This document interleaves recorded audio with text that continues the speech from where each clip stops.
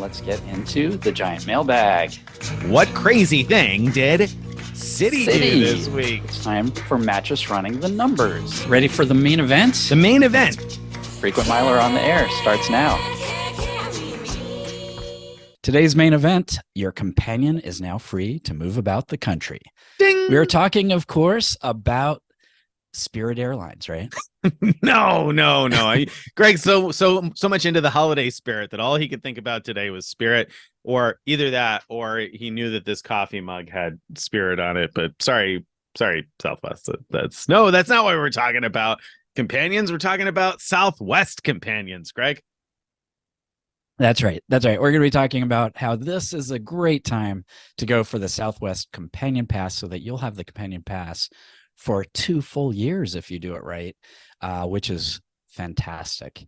That's for today's main event. And we'll talk about some other things. But before we do, don't forget, wherever you're watching or listening to this, leave a comment, give us a like, subscribe, enable notifications. All of those things help other people discover this channel and this content also. So we appreciate that. And don't forget that we always put the timestamps in the show notes. So if you want to skip around to different portions of the show, or you want to go back and listen to something again, I always put the timestamps in the show notes. If you're watching on YouTube, don't forget, you probably have to expand the description box, or if you're listening in a podcast platform, you might have to actually go and look at the notes, but it's all there. Also links to what we're talking about. Anytime we've written about what we're talking about during the show, you'll find links to those things right there in the show notes also. So don't forget that. All right, let's drag out this week's giant mailbag. All right, dragging out the giant mail. First, you might have noticed I'm a little bit hoarse this morning. Editor, make a horse whinny noise when I say that. Of course. So after I squeak through the giant mailbag mail, Nick is going to take over most of the rest of the show, and I'll just chime in when necessary to correct him or to make errors of my own. Okay. Today's giant mail comes from Vibov, and apologies for ruining your name there. He says, or she says, I don't actually know. I find myself in a situation where I need to cancel some of my premium cards to save on the annual fee. I have gone to the credit cards pages on your website, hoping to find an ideal downgrade option. I see some mention in comments, and I have heard it discussed several times in various episodes. However, this is not something that is documented as a section on the card pages. I wanted to suggest adding a section on the card pages for suggested downgrade option. Brilliant idea. It really is. I think that makes so much sense. You know, especially, I don't know how many times we've told people, oh, well, from the Amex Platinum card, you can't downgrade to a no fee card, but here's what you could do. And we talk about the green card and the gold card and so on. So yeah, I think that's a great idea. So we are looking into that. How can we best add a suggested downgrade option to our card pages? So thank you for that suggestion.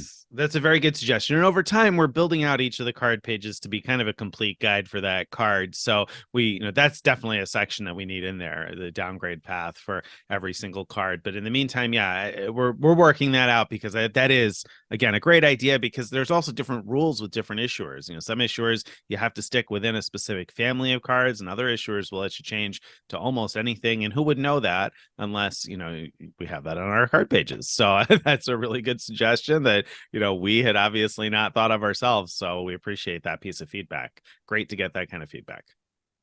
Absolutely. All right. So this week's card talk, let's talk about some cards.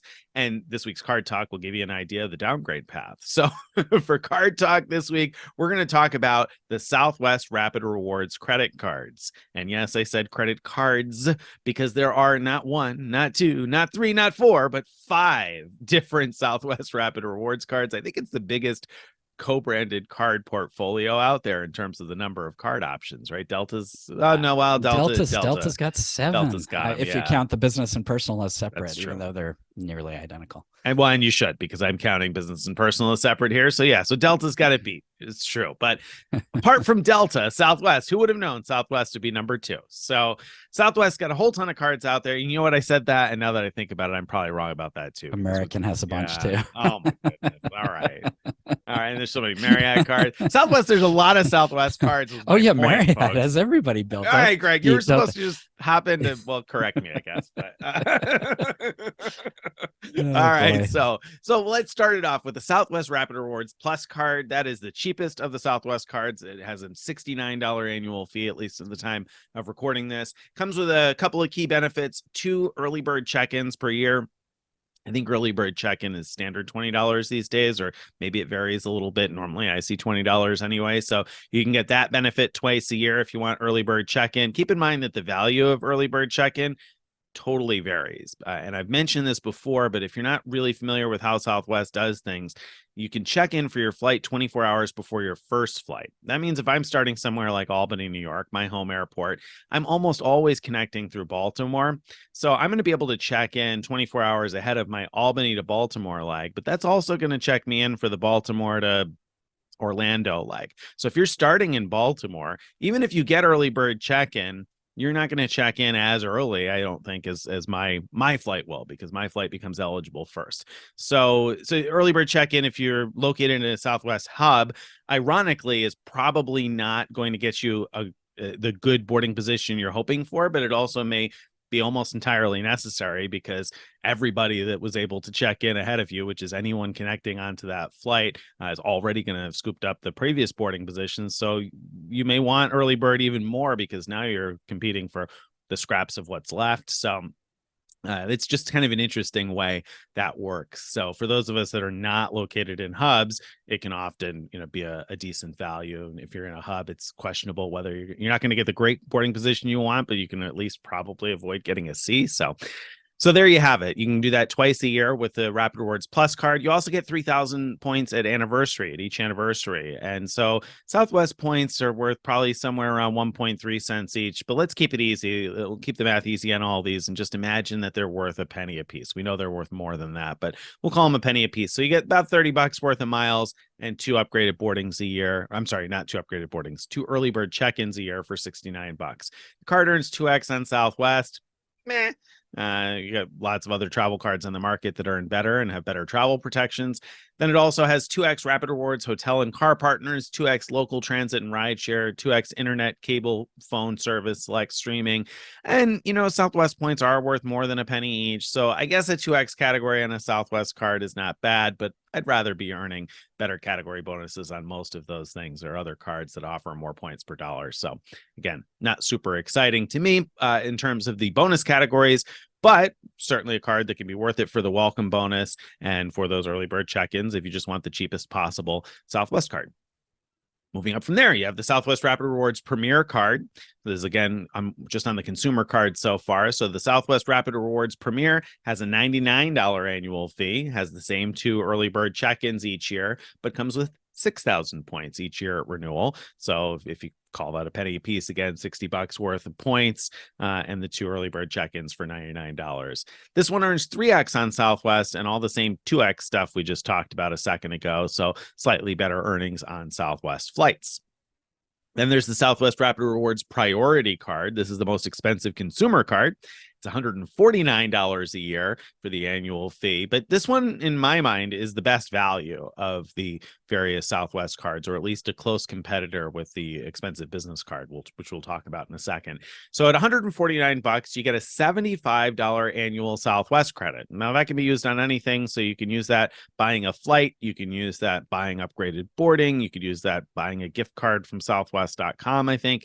So all of those things ought to work for your $75 annual credit. And then you also get 7,500 points at anniversary. So again, if we look at those as a penny a piece, $75 worth of points, $75 worth of Southwest travel credit, it's pretty close to an even wash with the annual fee, especially when you consider that the points actually are worth more than a penny each.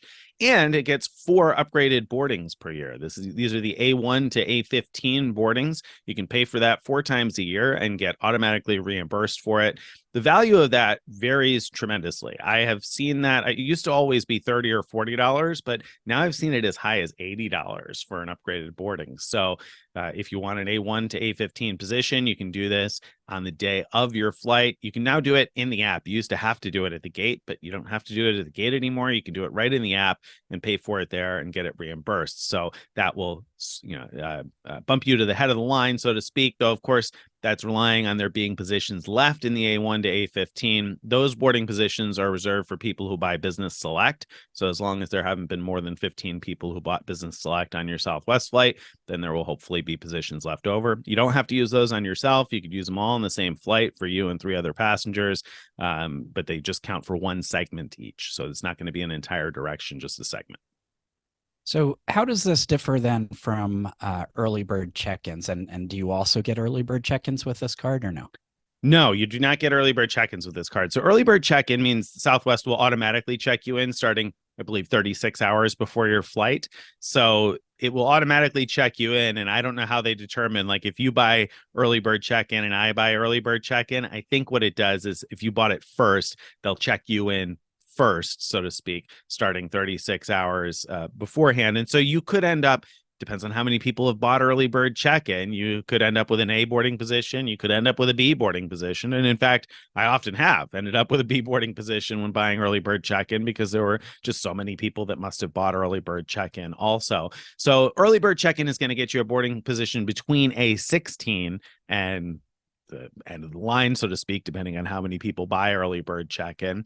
So you may be in the A group, you may be in the B group, whereas the A1 to 15 boarding is only if there are positions left in A1 to A15, number 1. And number 2, you can only do it on the day of departure, whereas early bird check-in, you have to buy farther in advance because it starts checking in 36 hours before the flight. The A1 to A15 is something you can buy the day of the flight, or you have to buy, rather, on the day of the flight, if, pending availability. This sounds like a kind of a stressful game then to me. Like, so you have to decide like 36 hours ahead whether to buy an early bird check-in, and then that's going to be based on, well, I have these priority boarding thingies, but I can't get anything out of them until, what did you say, 24 hours ahead or something? Yeah, well, after check-in. And you won't know if they'll be available.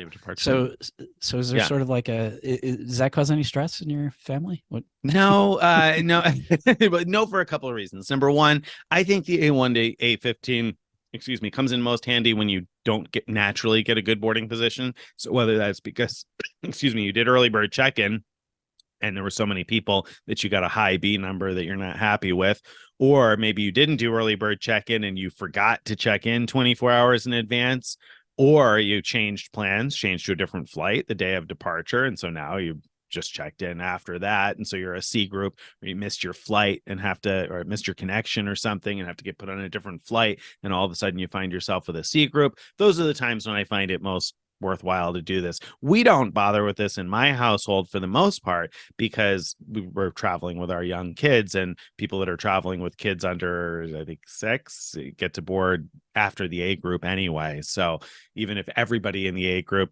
was somehow magically traveling separately and all took an aisle seat, well, I think that's what it would have to take in order. It still wouldn't fill all the aisle seats on the maybe it would just barely fill all the aisle seats, but as long as anybody's traveling together, there's still going to be aisle seats and window seats and everything else after the A group. So for the most part anyway. So yeah, but it's a good point. It's not a valuable benefit until the day of. And if you've already paid for early bird check-in, then you're wasting some more, or you wasted money on that if you ultimately buy the A1 to A15.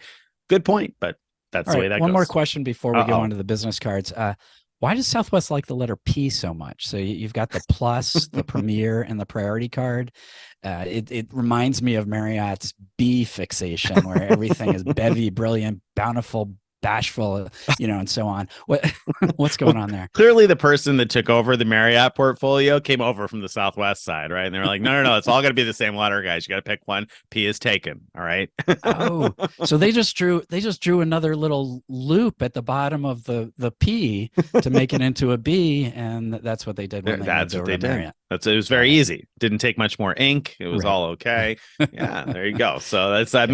maybe that's the explanation we've been looking for. This card also, by the way, oh no, never mind. I take that back. I was almost gonna say something else wrong and give Greg another chance to talk. But instead, we're going to move on to the business cards. So the business side, you've got 2 business cards. There are 3 consumer cards, only 2 business cards. There's the Southwest Rapid Rewards Premier Business. That's a $99 annual fee. The 2 early bird check-ins, 6,000 bonus points at renewal, 3x Southwest, and 2x Rapid Rewards Hotel and Car Partners, 2x Rideshare. Meh on the 2x categories. Okay on the 3x Southwest, and not a terrible deal. You get the 6,000 points at each renewal and the 2 early bird check-ins. So, again, this is a card that's probably fine for the welcome bonus and maybe okay to hang on to if you're hanging on to a Southwest card, but not as good of a value, in my opinion, as the priority card, or potentially not as good a value as the other business card, the Southwest Rapid Rewards Performance Business Card. This one's kind of pricey. The Rapid Rewards Performance Business Card, the last of the Southwest cards here, has a $199 annual fee. So it's the most expensive of the Southwest cards. It comes with 9,000 points each year at anniversary, though. Those 4 A1 to A15 priority boardings each year. And the kicker for people who are working in their Southwest flights anyway, or I think the key benefit here is get up to 365 Wi-Fi credits, in-flight Wi-Fi credits each year. So essentially it's free Wi-Fi on all your Southwest flights. Southwest normally charges $8 a flight. So if you fly Southwest a lot, then that can add up over time. And then the value of this card could easily add up quite nicely. Also, it has a global entry or TSA pre-check credit, and it gives 4x on Southwest. So if you're going to spend a lot of money on Southwest, you're going to be flying Southwest a lot, then maybe I could see using this card for 4x on Southwest. And again, those Wi-Fi credits, between those things and then the 9,000 points and the 4 A1 to A15 boardings, I think the performance business can be a good option for somebody who flies Southwest a lot. In my household, we have the consumer priority card, the $149 card, but I could certainly see somebody who flies Southwest more often than us having the Southwest Rapid Rewards Performance Business Card instead. Yeah, they both sound like terrific cards for regular Southwest flyers. Huh? Yeah, they are. They are. I mean, I think the priority card makes sense even if you just fly Southwest a couple or a few times a year, because the $75 credit will be easy to use if you fly Southwest more than once per year anyway. The points are useful for anybody because they don't expire. And then, if you happen to get a use out of the A1 to A15s, it's kind of gravy. So I think that's the best option for somebody who flies Southwest even occasionally, at least a couple times a year. But if you're a regular Southwest flyer, I think the performance business would be my pick. Certainly if you appreciate in-flight Wi-Fi. I still think someday in-flight Wi-Fi will be free almost everywhere, but we're not there yet. So rather than pay $8 each time, I think that would make a lot of sense for folks who fly often. Now, if you are signing up for Southwest cards just for the welcome bonus, does that change your calculations if you're planning on, let's say you're planning on canceling after the first year? Yeah, not really, because the consumer cards usually all have the same welcome bonus. All 3 of them have the same welcome bonus usually. And so if you're applying for Southwest cards just for the purpose of earning a companion pass, typically you would apply for one consumer card and one business card in order to combine the power of those 2 welcome bonuses. So the consumer cards are all going to have the same welcome bonus usually. So the difference is really in the annual fee you pay the first year and the benefits you get. So if you want the cheapest possible path, then I guess you'd want the $69 Southwest Plus card. But if you're going to fly Southwest enough to care about the companion pass in the first place, I think the priority card probably makes more sense. You'll probably do a little bit better than the cost of the annual fee in the long run there. And then on the business side, that's a little different because the business cards do tend to have different welcome bonuses, and the performance business card sometimes has a really good bonus. We've seen that bonus go as high as I think 125,000 points on that single card, which means you could just about earn a companion pass from just that one card. Sometimes we haven't seen a bonus quite that high in a while now, but at any rate. It's higher than the consumer bonuses, so that could get you close with one card potentially. And if you didn't want to open 2 cards, then that's the card that I would probably start with, though I would hope for one of the better welcome bonuses on that card. Sounds good. Okay, we'll talk more about earning companion pass from welcome bonuses a little bit later, but that gives you a rundown of what those 5 cards are anyway. All right, so that's card talk out of the way. Let's talk about what crazy thing. So this week, what crazy thing did Capital One Shopping do this week? Well, What did they do, Nick? What did they do? They do well. It's not crazy in the sense that we often talk about things that are ridiculous in our what crazy thing. Like, why would anybody do that? This week, it's crazy in that it's a pretty crazy good deal and good timing. So the Capital One Shopping portal, which, let me be clear, didn't sponsor anything here, right? We're not talking about them because of the fact that, we're getting bucket loads of money to talk about Capital One Shopping or anything. It's just a really good deal. They're offering a referral bonus for some people where both sides will get $75. So if I refer Greg if I have that link and I refer Greg to join Capital One Shopping, and he signs up and he spends at least $10 after clicking through the Capital One Shopping portal, then he's going to earn $75 in bonus cash back, and I will also earn $75. Now, keep in mind that Capital One Shopping cash back, you have to redeem for gift cards, so there's some limitation there. It's not exactly cash, but essentially, all I have to do is refer Greg. He spends $10, and between the two of us, we end up with $150 worth of gift cards anyway. So that's a darn good deal, especially if you're doing any holiday shopping, right? Which I'm sure a lot of people have been this week already and will continue over the next several weeks. A single $10 purchase could get you $150 between a 2-player household if one of you has the $75 offer. That's the key part, that last sentence, if one of you has the $75 offer, because not everybody has been targeted with the ability to refer others for the $75. And you're capped at earning a maximum of $300 in referral bonuses per year. So, I mentioned that we're not talking about this because it benefits us necessarily. I've already hit my cap of $300 in referral bonuses this year. So I'm not getting anything out of that specifically. And so, right. It's just something that you could take advantage of pretty easily. And even if you don't have the referral, if you click through whatever link we've got in the post, if you're in a 2-player household and you both sign up through that link, then you'll both still earn the $75, right? So that's a pretty good deal. Right. And as we're recording this, I'm pretty sure that Rakuten has a similar deal, but for $40 back or 4,000 points.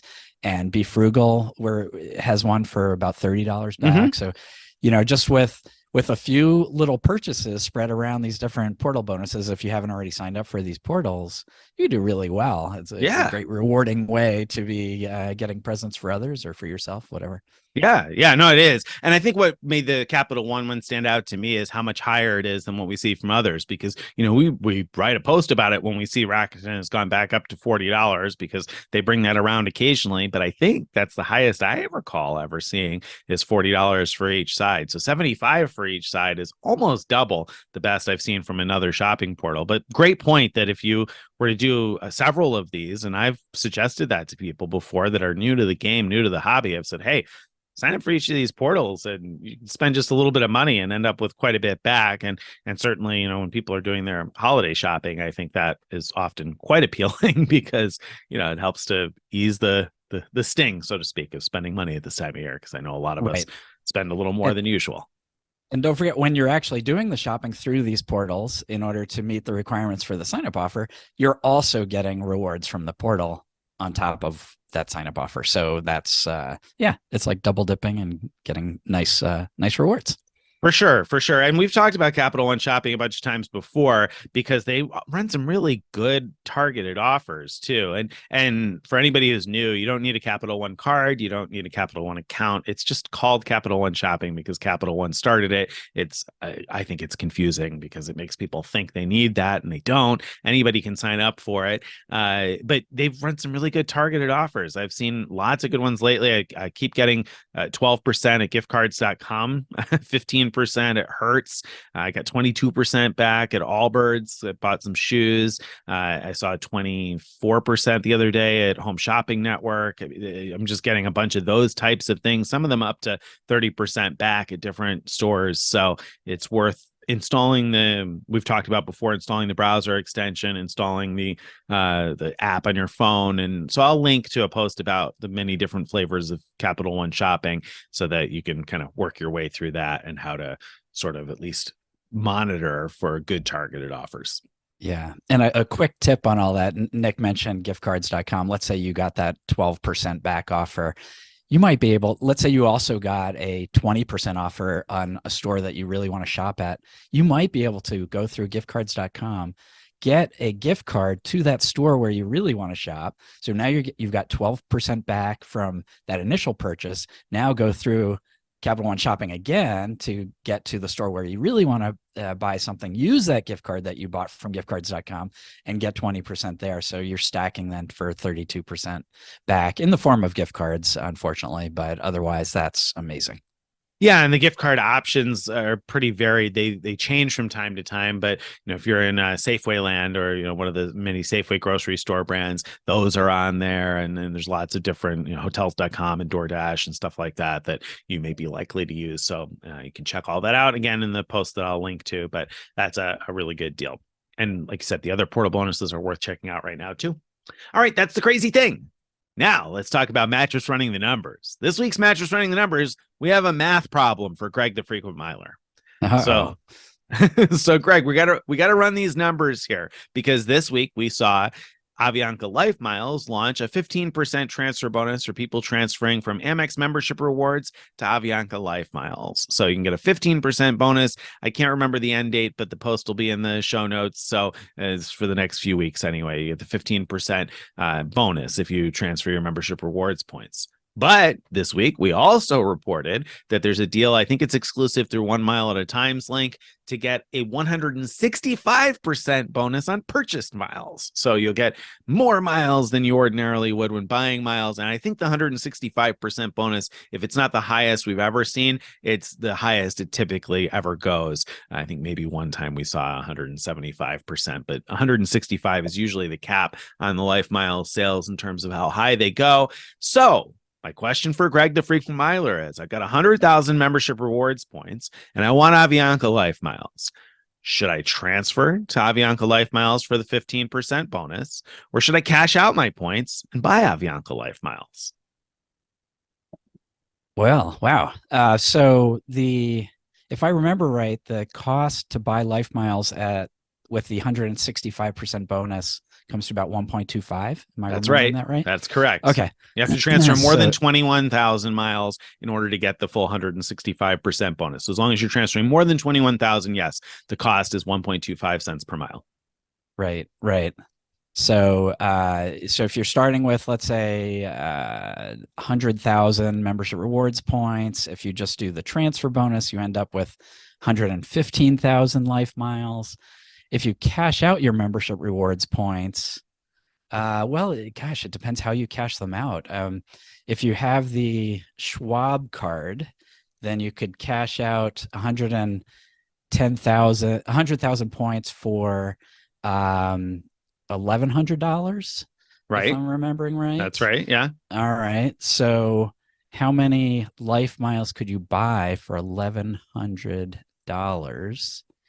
Have you done the math on this already? I have done the math on this already. Don't make me do this live. So $1,100 divided by the 1.25 cents per mile would buy you 88,000 Avianca LifeMiles. Oh, wow. All right. So it sounds like then you want to do the transfer bonus.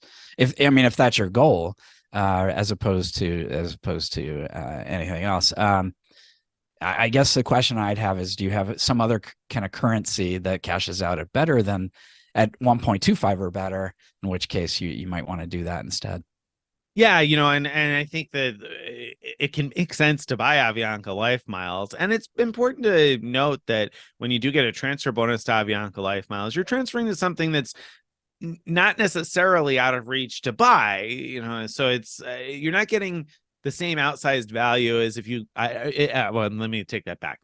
So if you only compare the way you redeem the points against the cash price of the ticket, then you may think, oh, I got 6 cents per mile or whatever. But this complicates things a little bit for me, because I look at it and say, well, if I transfer and I get 115,000 Avianca LifeMiles, right? If I were to have bought those, they would have cost me what? I just did the math wrong on that. 115,000 divided by 1.25. So it would have cost me what, $920, I think. I think if I had that right, I think. Oh no, you know what? I did the math wrong on that. So never mind. I'll have to do the math later on. But at the 1.25 cents per mile anyway, they would have cost X amount of dollars. And so I gotta compare against that, I think, the cost that it would have been to buy them, because that's my alternative option, right? To have gotten the points. So then I have to also think about, well, how much value am I getting out of my membership rewards points if I transfer them to a currency that's only worth, let's say, 1.25 cents if I could have bought them for that. Does this devalue transfers to Avianca LifeMiles for you, Greg? Am I crazy? Yeah, you're a little crazy. I think that what happens with these sales is both our cash and our membership rewards points, in this case, because there's two different deals, are have more buying power than usual to get Avianca LifeMiles. And so I think it's a very valid point to be comparing, well, which one is the right one to use in this case, because that's what I want. But in both cases, the idea is you're getting the LifeMiles like cheaper than usual, or cheaper than when there isn't a deal.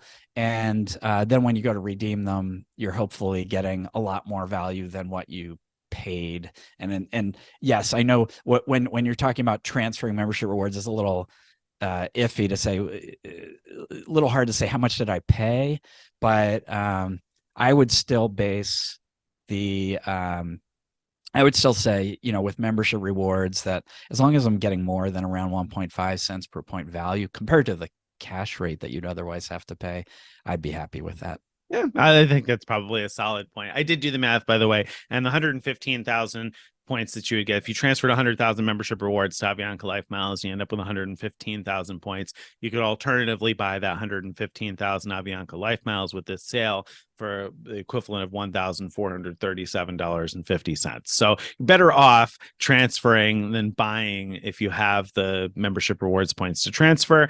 But keep in mind that you're transferring instead of using money, and so you want to, I don't know, look at what your options are, because if you've got plenty of money, that's not an issue. You may prefer to hang on to your membership rewards points for something you couldn't buy for that much money, right? Yeah. So yeah, actually, that's a really, really good point. That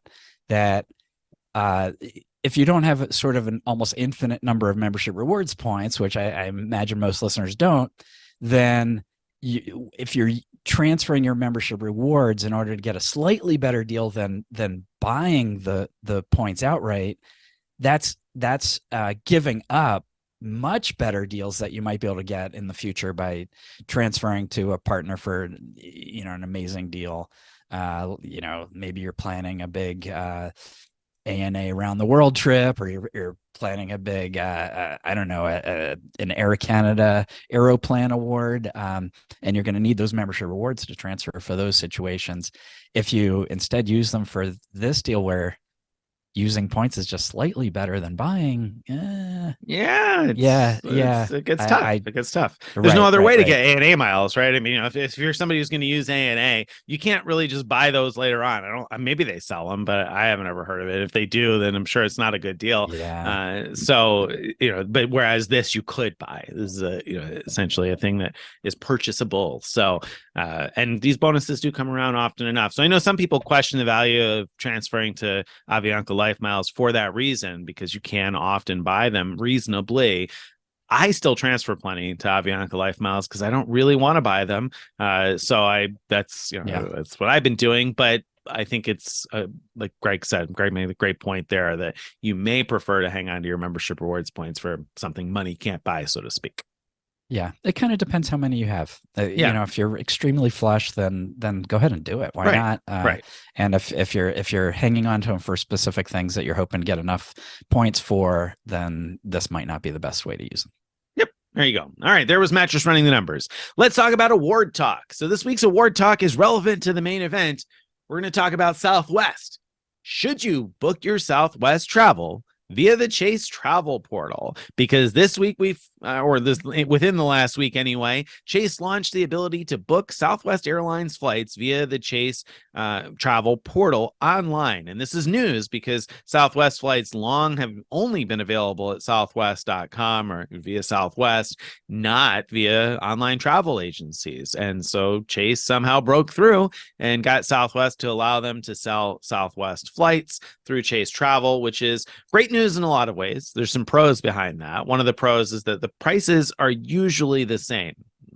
Mind the asterisk there, because it's not always, but usually in most cases, especially if you're looking at flights that cost more than say $100 a person, the prices are going to be the same whether you're booking via southwest.com or booking via the Chase travel portal. So, when I hear that the first pro is really a neutral bullet point that says prices are usually the same, I'm thinking that answers the question right there, whether or not you should book through Chase Chase Travel.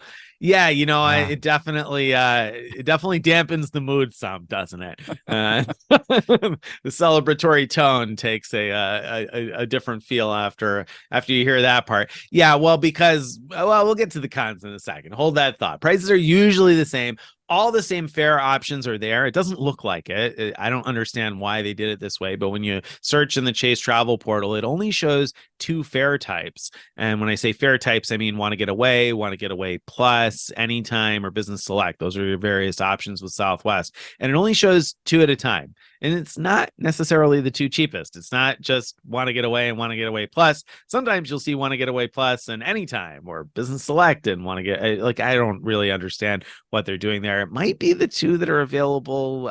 Maybe there were times when want to get away wasn't available. At any rate, you're not going to always see the same 2 fare options there, but once you select the flight and go to the next page, then it gives you the full rundown of available options. So you can book whichever type of fare it is that you would like to book.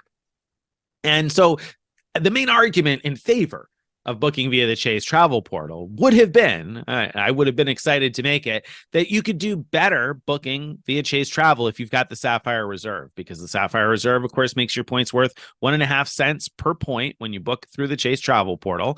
And so being able to book Southwest flights for 1.5 cents per point should be a better deal than transferring to Southwest, because Southwest points already now do not buy you 1.5 cents worth of airfare per point. That's a little bit less than that. And next year, they're going to be worth even less. They're going to devalue somewhat next year also. So being able to get 1.5 cents per point should be a great benefit. And in fact, it should have made the argument for me, and does to some extent, that having the companion pass doesn't double the value of your points, because you can quite easily see now that you can book paid travel through Chase for fewer points than award travel through Southwest. When the prices are the same anyway, the cash prices are the same, it'll cost you fewer points to book via Chase travel than if you transferred to Southwest. And it doesn't matter whether you've got a companion pass or not, that same statement is true. You're going to use fewer points booking through Chase travel when the prices because are you can the same. add your companion pass when you book through Chase. That's right. So you can book through Chase and then later log into your Southwest account and add your companion still. It doesn't make a difference. You can add the companion if you booked via Chase. You don't need to book through Southwest in order to add your companion. Good point. That's important. I think that should have been number 1 in the pros.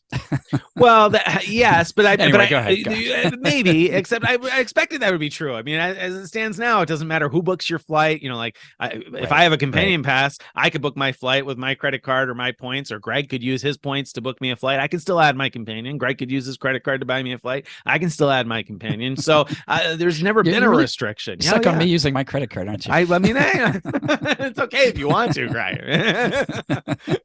Open your wallet. We'll see.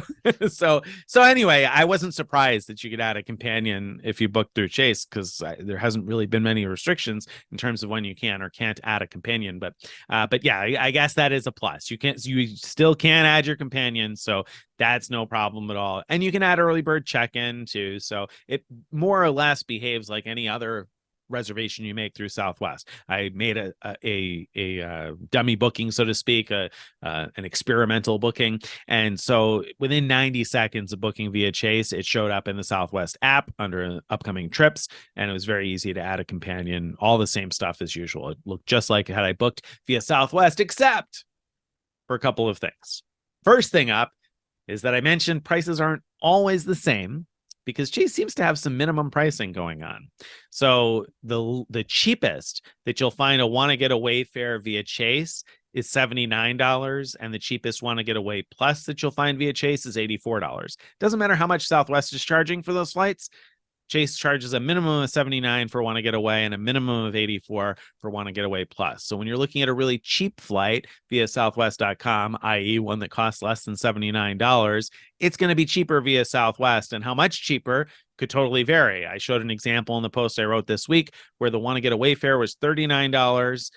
But of course, via Chase, that fare is $79 because it's a minimum of $79. That's like double, more than double the cost of booking via Southwest. And the Want to Get Away Plus fare was $54 on Southwest.com, but via Chase, again, minimum of $84 for Want to Get Away Plus. So much more expensive to book via Chase. So if you're looking at really cheap Southwest flights, you're still going to want to book those at Southwest.com. You're not going to get good value booking those from Chase Travel. In fact, you'll get ripped off quite handily if you're booking one of those really, really cheap fares or one of those, great sales that Southwest runs now and then. And the second piece, the real pain point for me beyond that, is that you can't change or cancel a flight booked via the Chase Travel portal on Southwest.com. So number one, you can't change your flight, which if you're a regular Southwest customer, you're used to checking for reprices periodically because Southwest will change the price of a flight. And if you've booked via Southwest, you just log right into that booking and change to the same exact flight you already have and get a refund of the points difference. If you booked with points or if you booked with money, then you can get a credit for a future trip for the difference in cost if the cash price has decreased. You're not going to be able to do that if you booked via Chase, and that stinks. But what stinks even more is if you cancel the flight, which you can do on Southwest.com. You cannot change on Southwest.com until the day of travel, but you can cancel on Southwest.com. However, you do not get a credit that you can use at Southwest.com. You'll receive a credit that you have to call Chase in order to use. And you can't use it. We checked today. You can't use it on the Southwest, or rather on the Chase Travel portal. It doesn't show up anywhere in the portal to use it on Chase. You'll actually just have to call and talk to a human being to use it. And this totally negates the value to me of booking a Want to Get Away Plus fare, because a Want to Get Away Plus fare, if you book via Southwest, not Chase, but via Southwest.com, if you cancel that later on and you've paid, it's a revenue fare, not an award. If you've paid for a cash ticket and a Want to Get Away Plus fare, you receive a Southwest credit that A, never expires, and B, is transferable to anybody else. So one of the major benefits of booking that fare is the flexibility. You can cancel and get a credit and transfer it to somebody else easily with a few clicks of a mouse. But if you book via Chase, you're not going to get all of that flexibility. Now, to be fair, I'm not positive whether or not you can transfer it to somebody else. I did not have my wife call Chase and see if they'll let her transfer the credit to somebody else because I didn't want to put her through the call before we're ready to actually book something. Right. But it stinks that you have to call and wait on hold and talk to somebody, explain, and hope they understand and they know how to do it. Wow. I totally agree. Plus, there's no way to just log on and see how many credits you have. No, exactly. Yeah. And that's a great point that I didn't make in the post, but I probably should have, because if you cancel something that you booked on Southwest, it shows right on your account. It shows how much you have in travel credits, and it lists all the confirmation numbers there. So very easy to keep track of whatever travel credits you have if you booked via Southwest. But if you book via Chase, there's no record of it on Southwest.com. There's no record of it on the Chase site, apart from the fact that it may show up in your upcoming trips. But it's not easy to find how much and how many, et cetera. You're gonna have to go through a bunch of clicks and look around in order to find it. So yeah, this is not user friendly at all. Really stinks. I'm totally disappointed that they implemented it that way. Yeah. So pre-pandemic, I had bought some tickets for my niece and her husband, and then had to cancel them.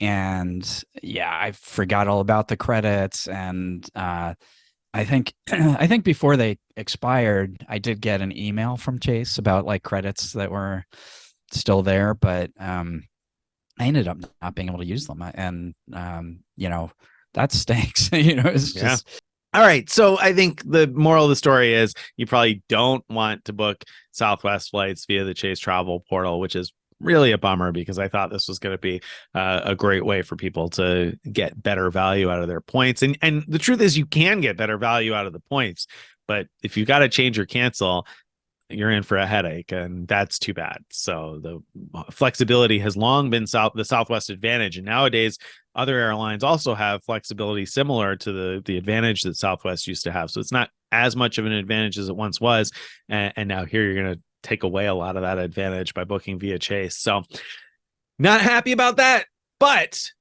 I am happy about the Southwest Companion Pass still. So let's talk about today's main event, Craig. The main event: your companion is now free to move about the country. So, Southwest Companion Pass. First of all, let's talk about the overview. So, what's the general idea? Can you want to explain the general idea of the Companion Pass? And I'll get into the details. Yeah, I can do that. So, Southwest Companion Pass. If you earn enough Companion Pass qualifying points with Southwest, you get a Companion Pass that's good for the rest of that calendar year and all of the next calendar year.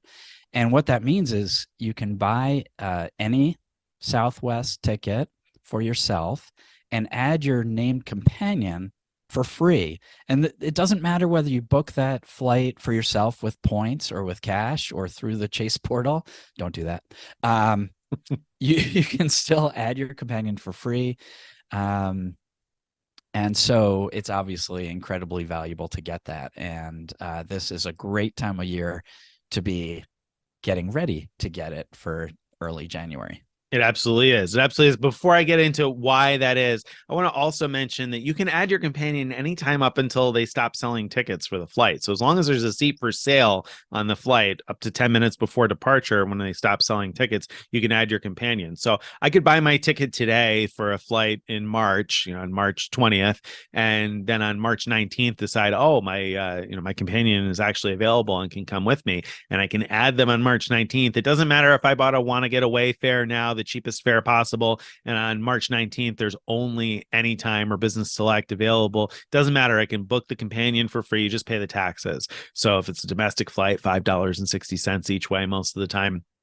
If it's international, you're going to pay a little bit more in taxes. You will still pay the taxes for the companion, but that's it. So that's really nice. And I love the fact that you can add them anytime up until departure, because you don't have to commit and you still get the value out of that benefit, even at the last minute, even if plans change and somebody's able to join you. So I like that quite a bit. I think that makes it extra valuable and, in the right situations anyway. So all right, that's the overview. So yeah, why now? Why is now the right time to earn it? Well, now is the right time to earn it because Greg mentioned that you need to earn 135,000 Companion Pass qualifying points within a single calendar year to earn the Companion Pass for the rest of that calendar year and all of the next year. So ideally, you would want to earn those points as early in the year as possible. For instance, if you were able to earn 135,000 Companion Pass qualifying points in January of a calendar year, then you would have a Companion Pass for all of the rest of that year, like the other 10 months, 11 months of the year of that year, plus the entire next year. So right now we're sitting at the end of 2023. So if you earned 135,000 points in January of 2024, then you would have your Companion Pass for all of 2024 and all of 2025, all the way to December 31st of 2025. You get almost 2 full years of Companion Pass. Whereas on the flip side, if you were to earn your Companion Pass very late in the year, you may only get 13 months or 12 months of Companion Pass use out of it. So you want to try to stretch that as close to 24 months of Companion Pass use as possible. And so you want to time that out. And the nice thing that we haven't talked about yet is that the welcome bonuses on the Southwest credit cards count towards the 135,000 points that you need to earn in order to get a Companion Pass. So the easiest way to earn a Companion Pass is through credit card bonuses. So if you were to open a new credit card today, and let's say you earn a welcome bonus of 75,000 points, if you can time that out and earn it in January, that gets you more than halfway to a Companion Pass with just that first welcome bonus. And the nice thing is Southwest has 5 different cards. Now you can only have one consumer card at a time, but you could get one consumer card and one business card. And the welcome bonuses on those will ordinarily add up to more than 135,000 points, or at least 135,000 points after you meet the welcome bonus spending, the minimum spending requirement. And as we record this, that is true. If you were to open any one of the consumer cards and either of the two business cards, the welcome bonuses from those two would add up to at least 135,000 points. So if you could open and correct me if I'm wrong, but even if the bonuses were a bit smaller, you'd still get enough, because they give you, just having a card gives you a 10,000 point head start, right?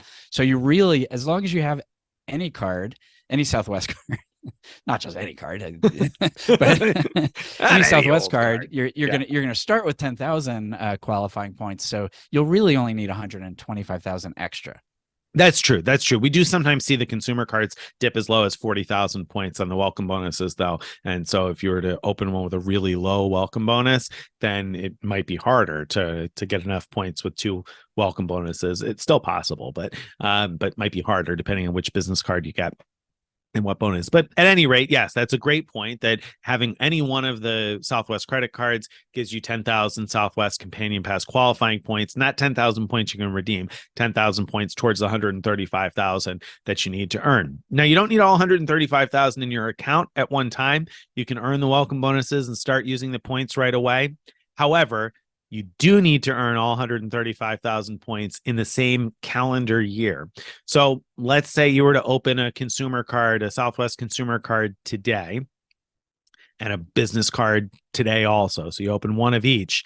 If you earn one of those welcome bonuses right away, let's say you go out and do all of the spend today after you get approved, and you earn the welcome bonus in December, that's going to be a problem for you, because if you earn one welcome bonus in December and one in January, you will not have earned the points in the same calendar year. You will not have a companion pass. So if you open that consumer and business card now, you want to wait until January to earn the welcome bonuses. Right. And let me point out, it's also a problem if you earn both sign-up bonuses now, because you will get a companion pass, but it'll only be good for the rest of this year, which almost by the time over. you got the points would be a few days, right. And all of next year. So you'd be really limiting your companion pass to just 1 year instead of 2 years, just by meeting the welcome bonus terms too quickly. Right. So you want to time that out and make sure that you earn the welcome bonuses, again, as early in the year as possible. So you don't want to finish your spend, to complete your spending requirements. I always advise people not to finish the spending requirement until January. Now, technically, after your December statement cuts, you should probably be safe to finish the rest of the spend, because Chase normally posts the welcome bonus with your statement. So your next statement in January is when you would actually earn the welcome bonus points. But for maximum safety here, because you don't want to mess this up for 2 years, I always recommend just do the spend after January 1st and meet the spend as quickly as you can after January 1st to earn your 2 welcome bonuses. And then again, you're looking at almost 2 years of a companion flying for free with you. And again, that includes when you use the points. So in between the welcome bonus of a consumer card and a business card, right now, you'd have at least 135,000 points, maybe 145,000, depending on the combination that you open. And so those points are going to buy you around $2,000 worth of airfare. And you'll be able to bring a companion for free with you on those flights. So it's a pretty incredible deal. I think it's the best deal in domestic travel still to this day, to get 2 cards and be able to have somebody fly for free with you, as long as you don't mind flying Southwest. And I don't. Some people don't love Southwest, but I do. So I think it's a great deal. So you want to time those bonuses out and be careful with it. And definitely do be careful. We get reports almost every year of somebody who accidentally met the spend too soon. So be careful with that. Don't make that mistake. For sure. And let's talk briefly about actual travel. So let's say you have some travel planned for February. Correct me if I'm wrong, but I think if you're planning on doing this, you know that you'll earn the companion pass. You could go ahead and book your own flight now for your February travel. And then once your companion pass becomes live in January, sometime in January, then you can add your companion to that ticket that you already bought. That's absolutely true. Yes, you do not need to wait until you have the companion pass to book your flight. All of your existing flights you'll be able to add a companion to, as long as there's still a ticket for sale. So if you're looking to travel, you mentioned February. So President's Day is in February. Let's say you have a trip booked during President's Day weekend when demand is high and there aren't very many tickets left for sale. What I would recommend you do if you have enough points right now is go ahead and book two separate reservations, one for you and one for your companion. And then after you have your companion pass, go ahead and cancel your companion's ticket and add them as a companion on the primary companion pass holder's account. That way, what you're doing is guaranteeing that there is a seat on that plane, because when you cancel it, it will become available. Unlike other airlines, Southwest does not oversell their flights. So as soon as somebody cancels, that seat becomes available again. There's no, gaming it with them overselling, counting on people canceling. So that will free up the seat. So that's a way to lock it in and make sure that that seat is available for you. Great tip. Okay, so that's timing it out. Let's talk about card application rules, though, because timing out when you earn your welcome bonuses so you get your companion pass is super important, but you need to be eligible for the cards in order to be able to get them in the first place. So let's back up a couple of steps here and talk about Chase application rules. The very simplest of Chase application rules that you hopefully have heard of before is the 524 rule. You want to explain the 524 rule, Greg? Yeah. When Chase goes to evaluate your application, it's going to look to see whether you've signed up for 5 or more cards over the past 24 months. And if you've signed up for 5 cards or more with any bank, then they are likely to deny your application. And I'm stressing likely there because there have been plenty of reports of people over 524 getting approved for various cards. So it sometimes happens, and sometimes happens with Southwest cards even, but you're absolutely not guaranteed that that will happen for you. So it's you're much more likely to get approved because you won't have the 524 issue if you're under 524. And I'll mention quickly that Chase evaluates your 524 status based on your credit report. So it does, it looks at your credit report to see which cards, not which hard pulls are on there. It doesn't care about that. It cares about which new accounts have been opened. And business cards don't usually show up as new accounts. And so you may have signed up for 5 business cards over the past 24 months, and except for like Capital One and Discover, that shouldn't matter that you've done so. So even Chase business cards aren't going to count against you there.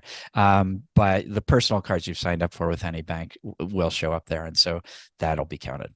Yep, there you go. So you got to be conscious of the 524 rule. And I think it's an important point that Greg made, that this was a hard and fast rule for years where you just wouldn't be approved if you'd opened 5 or more new cards in the last 24 months. It does seem to have loosened up some, where some people get approved occasionally. It's not likely that you're going to get approved if you're over 524, but we do sometimes see it happen. So can be worth tossing in a shot, I guess, if you want to just take a chance at it. The other rule to know about is the 24-month rule. So on the Southwest cards, you cannot get the welcome bonus on a Southwest consumer card if you have earned a welcome bonus on any of the consumer cards in the last 24 months. You also can't get a welcome bonus on a Southwest card if you currently have a Southwest card. So you'll need to get rid of any current Southwest card you have before you can apply for a new one, and it will need to have been 24 months since you last earned the welcome bonus on a consumer card. And I mentioned that very specifically and carefully. It's 24 months since you last earned the bonus. It's not 24 months since you last opened a card, or 24 months since you last closed your Southwest card. It's 24 months since you earned the bonus on a Southwest card. So you do need to hopefully keep good records and go back and see, okay, when did I last earn the welcome bonus, which will be with the statement that where you had met the minimum spending requirement, most likely. That 24-month rule applies across all of the consumer Southwest cards, but on the business side, the 24-month rule only applies to each of the business cards separately. Right. So that is to say, you could get the bonus on both of the business cards within 24 months of each other. You just can't get the bonus on the same business card again for 24 months. Yep. So it's a bit of a, as you said, record keeping job there to make sure, especially if you're going for the companion pass fairly regularly, you need to make sure of these rules. One way that people avoid stepping over these rules is by alternating which people of the companions become the companion pass holder, and then which one's the companion. So if you're in two-player mode, so let's say you and your significant other are doing this together, then 1 year you can get the companion pass for 2 years, and then 2 years later your significant other can get it for 2 years, and you keep flipping back and forth like that, and then you don't have to worry about the 24-month part of the rule. Just make sure you've canceled your card before you apply.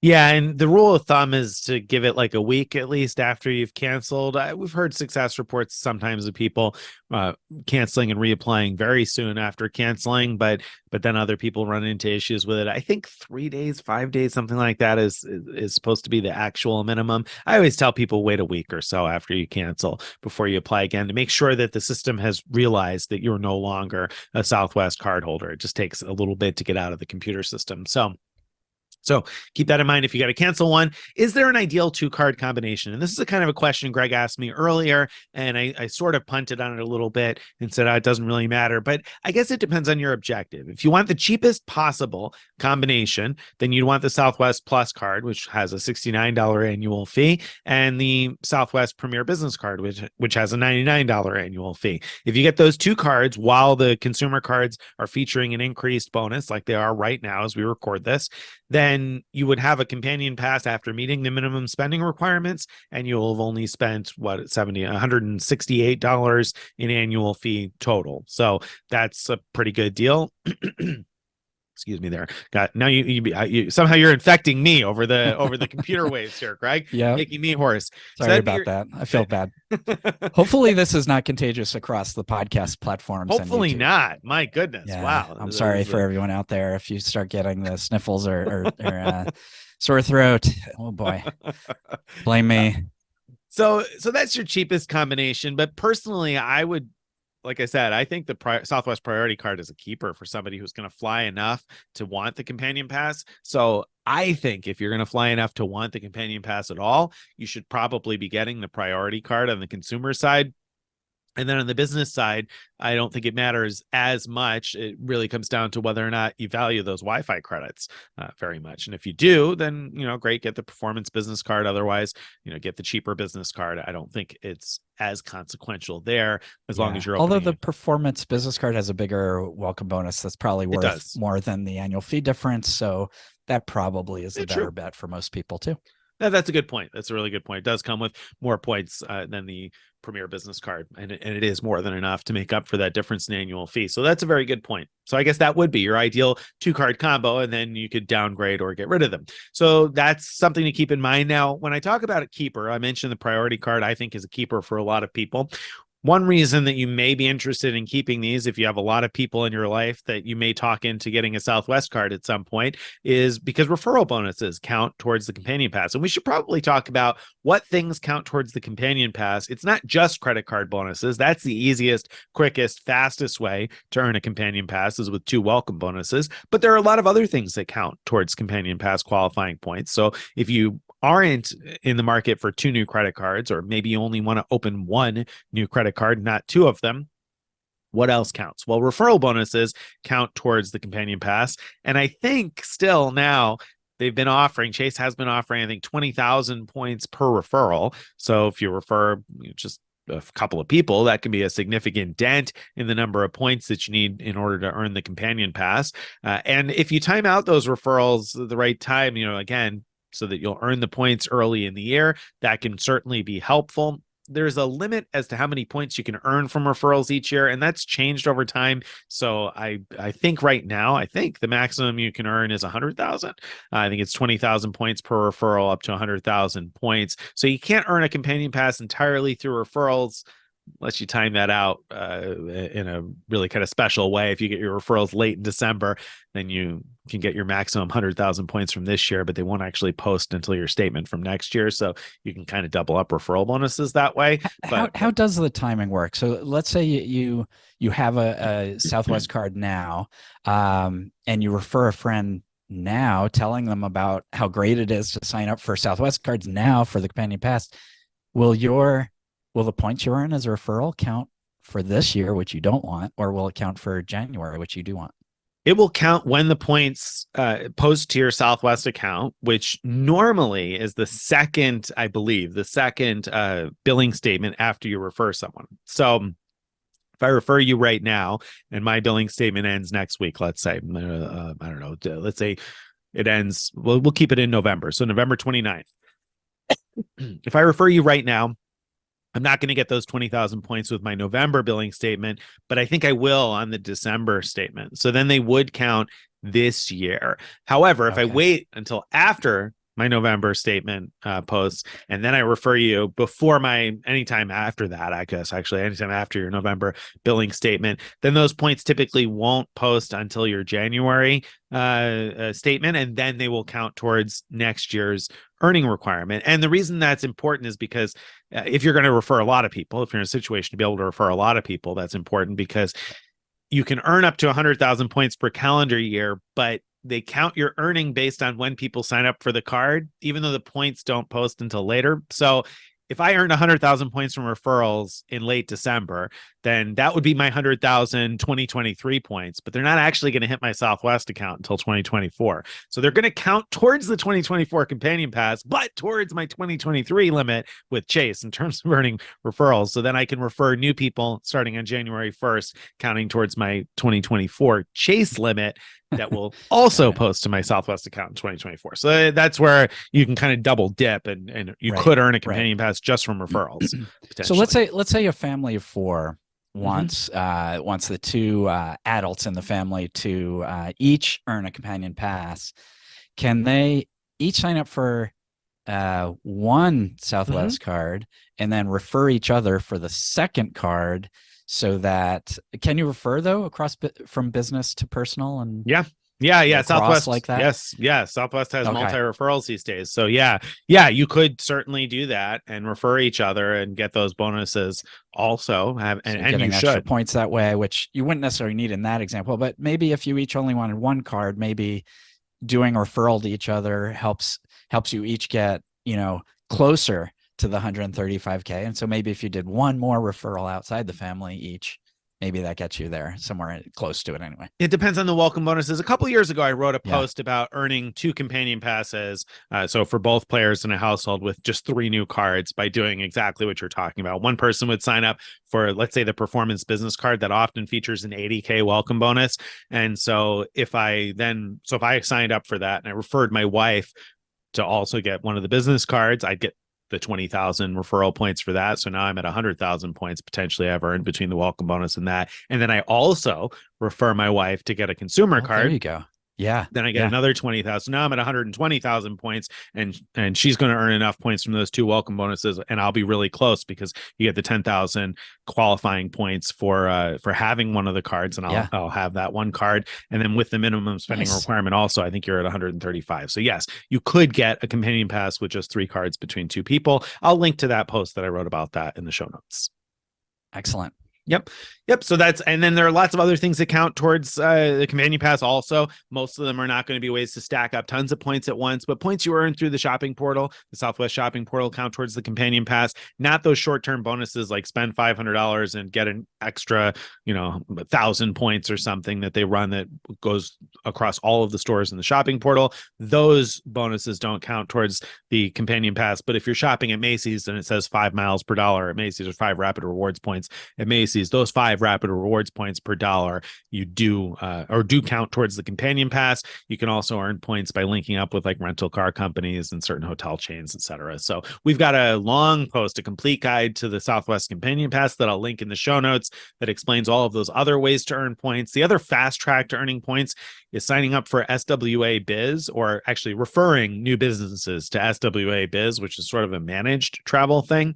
And I have a post about that also. You can earn 25,000 points for each business you refer to that, and you can earn up to 125,000, I think, a year with that. So I'll link to a post about that also. That can be useful if you know some small business owners, because the requirements to join SWA Biz can be really easy to meet, and all the new business has to do is sign up and book one trip. Could be a trip for you, in order to earn the 25,000 points for referring them. So it's actually pretty easy to do that also. So nice, nice. And I imagine you could also earn companion pass qualifying points by flying Southwest. Yeah, you Um, could. Who would? But you could. yeah, You could. This is Greg. Come on. The tagline of the site is "Earn miles without flying." Get with the program here, Greg, the frequent miler. Yes, you certainly can earn them from flying. You can earn them from spend on the credit cards. A number of the credit cards offer extra, tier qualifying points with spend, and so you could look at the benefits of those. I'll link to all of those cards in the card talk segment of the show. So you can earn some from spend, you can earn some from flying, but of course we talk about mostly ways to do it without that. So you got lots of other options on the table. Also, if you get the credit cards, keep in mind that Chase frequently offers these quarterly bonuses where you can earn more points per dollar at like gas stations or this grocery stores or this or that. So we do frequently see bonuses like that on the Southwest cards where you can earn some more points per dollar spent. And then you've got things like 1-800-Flowers. You can earn companion pass qualifying points with each order with the Southwest code for those. Not as lucrative as I think it once was, but that's another option. So there are quite a few different ways to earn companion pass qualifying points. Most Southwest points that you can earn count towards the companion pass. yeah, fantastic. Boy, that just reminded me of back in the day when I used to be able to earn a companion pass by buying through 1-800-Flowers food that I sent to a food shelter, and it didn't even cost that much because there were so many stacking opportunities back then. But not anymore. Yeah, things have changed a little bit. I earned my first companion pass through the shopping portal, and it's not as lucrative as it once was because Southwest just hasn't had the same rates as other portals, unfortunately, for Yeah, quite a while. yeah. But it's an option, so you can always monitor it. I always tell people use cashbackmonitor.com to check rates and compare across different airlines, but it certainly can be worth going through Southwest if you're trying to bridge the gap and get yourself to a companion pass. So those are all things to keep in mind, and it can be a great deal. I also every year write a post about the value, and I do this early in the year, just about every year, where I compare on a bunch of different routes. I've just got a number of set routes that I've been comparing year after year to see would you pay fewer points if you have a Southwest Companion Pass versus booking two passengers via any of the other major airline programs. And it's changed over time because, of course, everybody else is now on pretty dynamic pricing, but still, year after year, Southwest knocks everybody out of knocks it out of the park, knocks everybody out of the water with much better deals booking with a companion pass. And generally, it's going to cost you fewer points if you got a companion pass. If you're flying with two people, and again, if you don't mind Southwest drawbacks, you don't get an assigned seat on Southwest, so you got to line up in your boarding position. You don't know where you're going to sit. You do get two free check bags, though, no matter what. So that's a nice little benefit. So there are pluses and minuses to the Southwest system, where it appeals to some folks and not everybody. Yeah, yeah. I tell you, one of the things I love about Southwest, and I don't say that often, is is that free check bag thing because they fly around Hawaii. Mm-hmm. Normally, I have to pay for check bags when going returning. So let's say I'm in Kauai and I need to return to Honolulu to fly back to the mainland.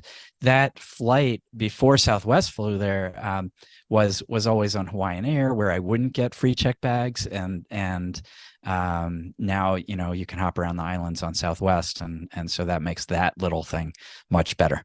It does. It does. I mean, it comes in handy for us because I travel with young kids. And so, at least for the last couple of years, we're finally out of the diaper stage. But for the last couple of years, we're, packing a bag with diapers and wipes and all the various stuff that you need when you travel with kids. So we're always checking at least one bag. And for a while, it was two. And so it definitely came in handy, always knowing we'd get free check bags with Southwest. So there are definitely those types of advantages to Southwest. And there are a lot of other things I like about Southwest. I don't mind the boarding process myself. I know a lot of people don't like it, but it doesn't bother me. Especially, it's easy for me to say that right now because I board after the A group anytime I'm traveling with the family. So I don't really have to worry about the whole 24-hour check-in thing. It's not much of a game for me as long as I'm traveling with the family. So, and I generally find service on Southwest to be pretty good comparatively. So I'm usually pretty happy with the experience in general, but definitely the companion pass makes a huge a huge part of the reason why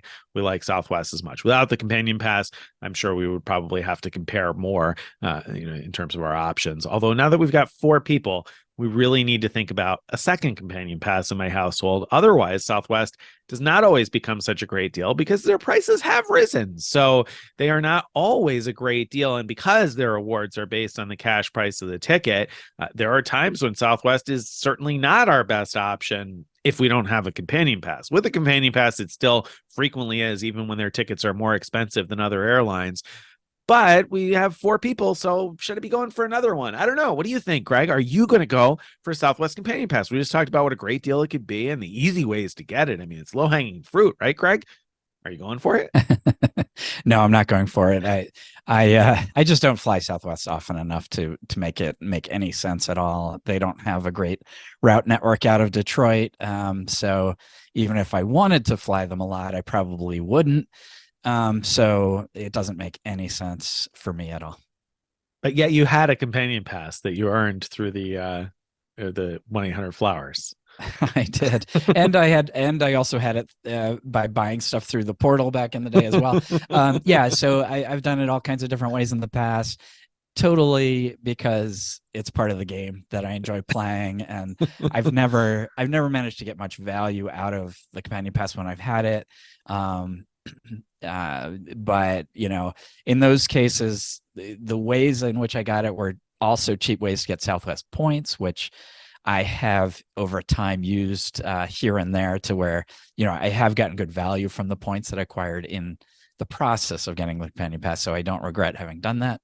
But it just doesn't, I haven't flown Southwest even when I've had the companion pass. I haven't flown it enough to make it make any sense at all.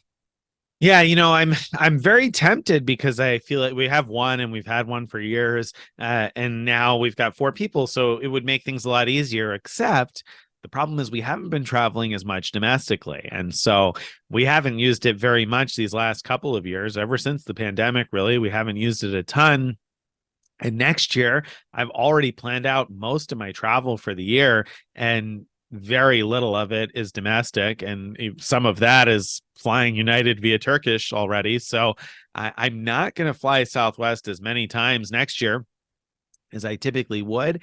So I think I'm probably not going to go for it. I was thinking that I probably would for a while, but now that I'm looking at next year's travel plans, I think it's going to be better for me to wait at least until January of 2025 to go after it, because my wife's companion pass is only good through the end of next year. And so we could time it out so we both get them at the same time, which Greg mentioned earlier, alternating, which is a great technique. If you only have 2 people, then you'd want to alternate the years in which you earn them. But since we have 4 people, we kind of need to both have the companion pass at the same time because it'd be us and our 2 kids. So I'm thinking probably not until late 2024 at the earliest for me, but boy, I still recommend this for a lot of people. If you travel in just a pair, I think it's a great deal. And again, if you travel in a family, it can be a great deal. So if you're traveling domestically enough, go after it, but not for us right now, I guess.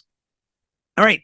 I think that wraps up our main event, though, and brings us to this week's question of the week. And this week's question of the week switches gears entirely from talking about Southwest. We've been talking about Southwest today, which you can only really use Southwest points to fly on Southwest. And so we're not talking about the normal award travel complexities that we do. But this question reminds me that sometimes we need to back up a step or two and get to some of the basics when we talk about award travel with partners, because we get questions like this all the time. This week's question came in from Abby. Abby said, I'm always hearing one can book X award on Y airline through X site, but how are those partner alliance options found? For example, American Airlines, one can choose to search partner airlines, but they never show. I always only get American flights. Is there a specific American site location to locate award flights on American partner airlines?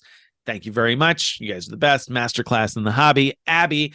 So this is a question that comes up, believe it or not, very frequently. And I know we often talk about advanced topics on this show, and we frequently talk about booking partner awards, but we don't often go all the way back to the very simple basics of how this all works. So how can Abby find partner awards on American Airlines or via American Airlines? Right. Well, so American Airlines actually does a great job of showing most of their partners online when you're searching for award flights. My guess is that Abby's mostly looking at domestic flights where there are no partners, or she's looking at international flights where none of the partners have award availability, because American Airlines is only going to be able to show partner awards when there are award seats available.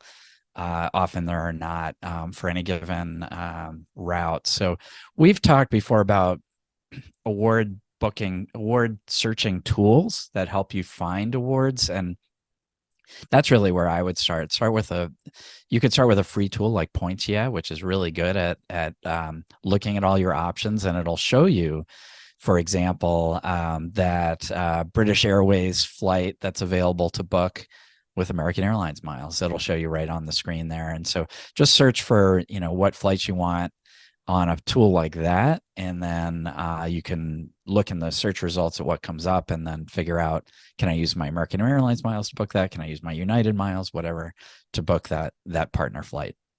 Yeah, and I think that so that was my first thought, was use a tool like Points, because that's going to make things a lot easier in terms of finding what's available. And with the tool like Points, I think you could pick which kinds of miles you want it to search availability for, so you can filter out and just pick the ones that you have access to. Another thing that came to mind, so same first thought as Greg. I thought, well, Abby, if you're looking for domestic flights, it's just going to be American. Next thought that came to mind is as well, or Alaska. Yeah, exactly. Not much. And so the next thing that came to my mind, though, is, where are you searching from? Because if you're searching from your home airport and you're located near a small airport, that might be hindering your results. So let's say you're starting at, and I don't know American's route network, so I'm just going to make something up, but let's say you're starting at Oklahoma City and you're looking to get to the Maldives, for instance. Well, you might already be looking at a couple of connections in order to get to the international gateway. Maybe it's Oklahoma City to Chicago to New York. You might be running out of the maximum number of connections that American will let you get to in order to get to the Maldives. And so it might not be showing you the availability you're looking for, because you're limiting the number of results you can possibly get. Instead, what you want to do is search from New York to the Maldives, or search from Boston or Washington, D.C., one of the international gateway cities. And I'm picking the Maldives as a random place, but and specifically because it's going to take you at least one stop to get there from any of those cities that I just mentioned. So if you had too many stops on the front end within the United States, and then there are maybe or even more connections on the other end, American's just not going to show options with so many connections. So you want to start with your major international gateway cities to the destination that you're looking for. And like Greg said, the American Airlines website is very good at showing award space on partners. It's just that partners don't always open up award seats. So if you're looking at peak times, and you're looking at trying to take a trip over the Christmas New Year holiday period, well, you're not going to find probably just about anything in terms of award flights on partners right now. If you're looking at next summer, you're probably even too late in a lot of cases, though you may still find some, especially with British Airways. So it's going to be a function of when you're looking and where you're looking, which routes you're checking, like Greg said. But that's where I think a tool like Points is particularly useful. Now, to generalize a bit more, Points is going to be useful for searching lots of other programs too, but other airline websites do the same thing. And all you have to do is check that you want to use your miles, by the way, Abby. There's no special place to go. You don't have to pick search partner airlines. All you got to do is go to aa.com and put in your airlines and click the box that says redeem miles, and it's going to automatically search on partner airlines also. You don't need to use the advanced tool. And if you go to united.com, it's the same thing. There's a little use miles checkbox up at the top, and so you can check that. If you want flexible dates, you can look at a calendar view. You can check the flexible dates box, and then it'll let you choose a month you want to look at availability for. And again, right on United, it's going to automatically search on the partners, and in the results you'll see includes travel on Lufthansa, or includes travel on Turkish, or whatever partner airline it might be. And that's the case with many of the major programs that we frequently talk about. It's just as simple as checking a box. That's true on American Airlines, United, Air Canada. All you got to do is check the box to redeem points or miles right from the main homepage search tool, and they're going to search partners. Now, there are some partners with each of these that don't show up online. And so knowing which of those don't show up on the website but still can be booked and where to search them, that stuff gets complicated. And that's why a tool like Points is helpful, because it'll frequently tell you what you can do. Now, we mentioned points. Yeah, I've said them a number of times. Greg said them. And I need to also say that they don't search every program out there. So it's not a be all and end all. It's a starting point for you to be able to freely, again, and when I say freely, I mean for free, without any cost, search a whole bunch of airline programs at once. But there's a lot of other award search tools that we've written about. So I'll link to posts that Greg has written about a number of them, because there are others out there. We've talked about Point.me and Award Logic and Seats.aero. There's all sorts of different search tools out there that you may find helpful. But at the beginning level, you just want to check the redeem miles and search from an international gateway city to start with. And then later worry about, okay, is there also a way for me to get from Oklahoma City to New York or DC or whatever the case might be? Yeah, and I'll add one more thing. If your heart's set on flying a particular partner airline, like let's say Qatar, what a great starting point is use flightconnections.com and filter to that airline. It lets you just filter to Qatar Airways in that case, and it'll show you on a map all of the places in the world that Qatar flies to. And so you could look at the United States, look for airports relatively close to you or that are easy to get to from where you are, and start your American Airlines award searches from one of those airports in order to find your Qatar award availability. Yeah, that's a great point. And frequently what I do in real life, because I live in New York State, so New York City airports are drivable for me, but I know I'm not always going to find availability out of New York because I'm competing with all of the New Yorkers out there. So I will do exactly what Craig just said, and I'll see, well, I don't know which other airports they serve. Do they serve Philadelphia? Do they serve Boston? Do they serve Washington, D.C.? Do they serve? I can get to all those places, so I got to figure out which ones they actually operate out of. And so that's really helpful if you have your heart set on a particular airline. And if you're willing to pay the cost for a membership at Flight Connections, you don't need to pay anything to do what Greg just explained there. But you could also alternatively pay for a subscription there, and then you could search by alliance. So you could look at all the One World flights and see, okay, so which airports are served by One World carriers, and One World isn't the alliance that American belongs to. So that'll give you a better idea of which gateway cities you should be searching from. Because if there are no One World carriers that serve, I don't know, pick a Salt Lake City, I don't know, other than American, I don't know if that's true. I'm just making that one up. But then searching from Salt Lake City is not going to give you better results than searching from New York or Boston or a city that is served by One World carriers. Yep.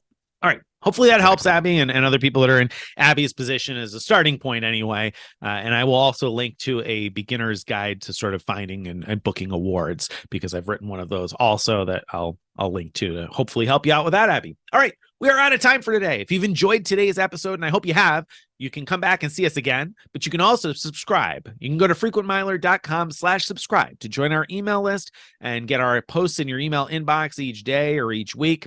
You can also find us on all the various social media. We're on Instagram and Facebook. We have a Frequent Miler Insiders Facebook group. If you join the Frequent Miler Insiders, you can ask and answer questions all day, every day about this award travel stuff and earning points and miles. And if you have a question or a piece of feedback that you'd like to be considered for a future Giant Mailbag segment or question of the week, you can send that too. Send it to mailbag@frequentmiler.com. Bye, everybody.